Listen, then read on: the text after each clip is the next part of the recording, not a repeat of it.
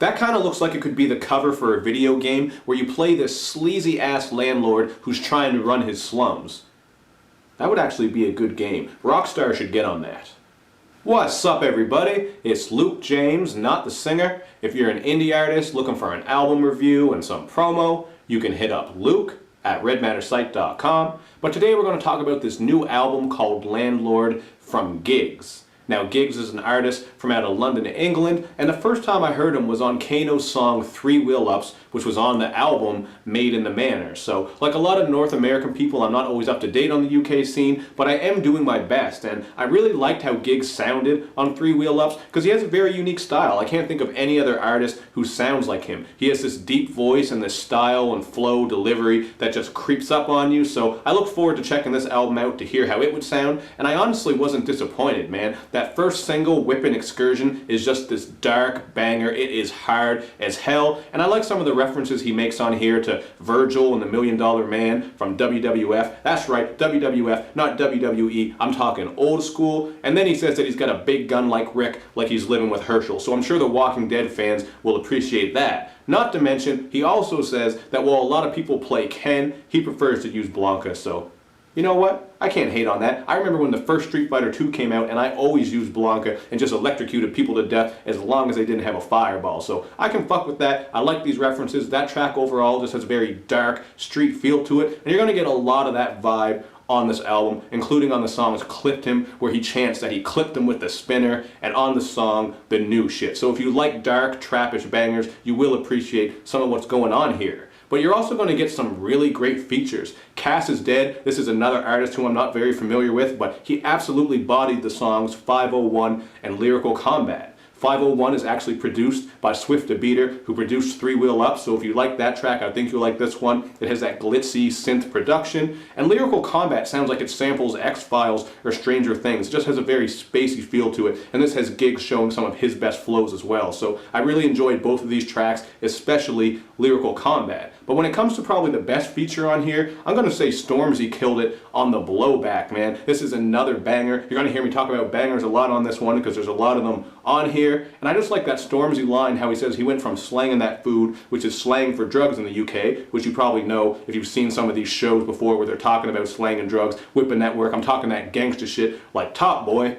But anyway, Stormzy has this line where he says he went from slanging that food to just chilling in his yard, eating chips, and looking at nudes in his phone. And if that's not living the life, I don't know what it is, man. You're just sitting back, eating some snacks while the sun hits your face and checking some nudes in your phone, you know. Maybe you're looking at those classic Megan Good ones from a couple years ago. Just throwing that out there. Not saying that I would look at them, but you might. And aside from those great features and the bangers I'm talking about, you're also going to hear a little bit about Giggs' story on this project, so I really appreciated that. On the intro, he just talks about his struggle as he was trying to rise in the rap game. He was in and out of the trap and in and out of jail, so again, you're getting that street content where he's telling you that shit ain't always good, but he still made it despite what he faced. And on the song, of course, he's just dedicating this one to some of his lost loved ones. He talks about how he lost one of his aunts, and he goes into detail about how he moved on from his old crew. So he is talking a bit about growth on this album and how he's just trying to move away from the streets, do that rap shit, and that seems to be one of the themes that you're going to get on here. But when it comes to songs that bring the content, I was really feeling just Swervin, man. This production kind of sounds like some London on the Track type of shit, which is always a good thing in my opinion, because London on the Track is a great producer. I love what he does. This kind of has that same feel to it. And here he's touching about how he's just trying to outrun the demons and do the right thing. He's been through a lot in his life. He doesn't want to go back to that street life, and he's just trying to make it right. So this track here is fire. Love the production, the content, and again, just that creeping style and flow he uses is fire to me. I think some people might be split on it. Some people won't like it, as is the case with some other artists who have a unique style or flow. Like when I reviewed that No Name Gypsy project, I wasn't a big fan of her flow, but a lot of people loved it. But